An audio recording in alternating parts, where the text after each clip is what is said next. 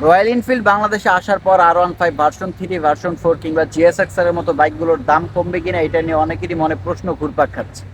Actually সবার আগে আমাদের জানতে হবে বাইকগুলো বাংলাদেশে কোন কন্ডিশনে ঢুকে।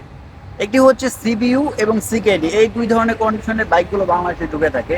সিকেডি কন্ডিশন হচ্ছে বাইকের পার্টসগুলো আলাদা আলাদাভাবে আসবে, ধরেন হেডলাইট কিংবা আদার্স যত ধরনের পার্টস আছে সব পার্টসগুলো আলাদা আলাদাভাবে বাংলাদেশে ঢুকবে অ্যান্ড এখানে অ্যাসেম্বল করা হবে। আর সিবিইউ কন্ডিশন হচ্ছে কমপ্লিট, একদম কমপ্লিট বাইকটা যেভাবে আছে সেভাবে বাংলাদেশে ঢুকবে এবং এইভাবে এনে জাস্ট খালি সেল দেওয়া হবে। সিবিইউ আর সিকেডি কন্ডিশনের মধ্যে একটু তফাৎ আছে।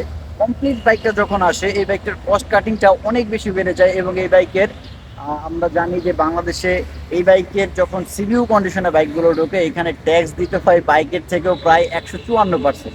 তো একটা বাইকের দাম যদি হয় ইন্ডিয়াতে 2 লক্ষ টাকা, বাংলাদেশে এটা আস্তে আস্তে প্রায় 3 লক্ষ, সরি 4 থেকে 4.5 লক্ষ টাকা দাম হয়ে যায়। আমাদের এত বেশি এখানে ট্যাক্স দিতে হয়। আর সিকেডি কন্ডিশনের বাইকগুলো যখন বাংলাদেশে ঢুকে, অর্থাৎ পার্টসগুলো আলাদা আলাদা এনে যখন বাংলাদেশে অ্যাসেম্বল করা হয়, ওই বাইকগুলো বাংলাদেশে যখন ঢুকে এই বাইকের কি পরিমাণে ট্যাক্স ধরা হয় সেটা এখন পর্যন্ত কেউ জানে না। আসলে এটার মধ্যে অনেক বেশি রহস্য আছে। এটা সিন্ডিকেট সম্পর্কে অনেকেই অনেক কিছু এখন পর্যন্ত আমরা জানি না, এই সম্পর্কে অবগত না।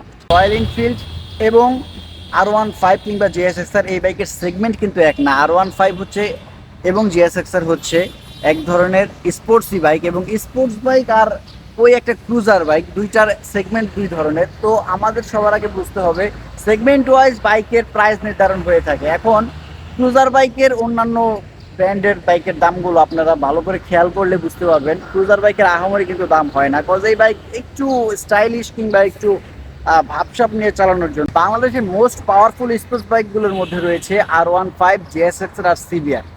আগামীতে যখন স্পোর্টস বাইকগুলো বাংলাদেশে ঢুকবে, অন্যান্য আরও হায়ার সিসি 350 থেকে 500-600 সিসির স্পোর্টস বাইকগুলো বাংলাদেশে ঢুকবে এবং যদি ওই বাইকগুলোর দাম কিছুটা এখনের তুলনায় কম রাখা হয় তাহলে ধরে নেবেন 100% বর্তমানের R15, gsxR কিংবা সিবিআর এই বাইকগুলোর দাম এখন থেকে অনেকটাই কমে যাবে। কিন্তু ক্রুজার বাইকের দাম যত কমে আসুক না কেন এটার প্রভাব কিন্তু স্পোর্টস বাইকের উপর পড়বে না।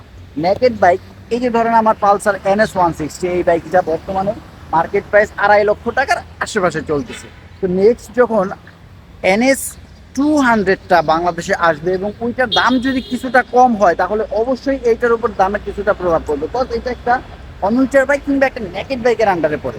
নেকেড বাইক আগামীতে যখন ঢুকবে তখন নেকেড বাইকের উপর প্রভাব পড়বে এবং স্পোর্টসি বাইকগুলো যখন আগামীতে আরও কিছুটা কম দামে যদি ঢুকে তাহলে ওইটা R15 কিংবা gsxR, সিবিআর আদার্স বাইকগুলোর উপর প্রভাব পড়বে। এছাড়া অন্যান্য বাইকের দাম যতই কমুক না কেন ব্র্যান্ড ভ্যালু বাংলাদেশে এতটাই হয়ে গেছে এবং আমরা বাঙালিরা এত বেশি বাইক প্রেমী, যত টাকা দামি রাখুক না কেন সেল কিন্তু কখনোই কমে না।